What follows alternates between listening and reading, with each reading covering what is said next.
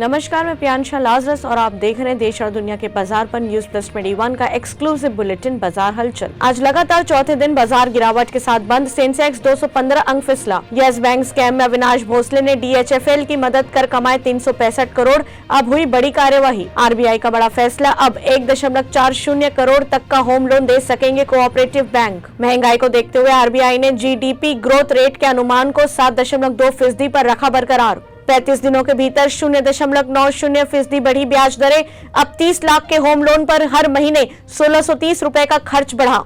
RBL bank के ग्राहकों के लिए बड़ी खबर, फिक्स्ड डिपॉजिट की ब्याज दरों में हुआ बदलाव। Amazon का फ्यूचर ग्रुप के प्रमोटर्स को नोटिस, रिलायंस के साथ किसी तरह के ट्रांजैक्शन से रहे दूर, नहीं तो लिया जाएगा सख्त एक्शन। विशेषज्ञों ने कहा, रिजर्व बैंक ने मुद्रास्फीति वृद्धि के बीच सही संतुलन बनाया। भारत में सेकेंड हैंड कारों के बाजार में उतरी पोर्शे, 12 माह की न्यूनतम वारंटी के साथ देश भर में उपलब्ध। साल भर में 74% बढ़ चुके CNG के दाम।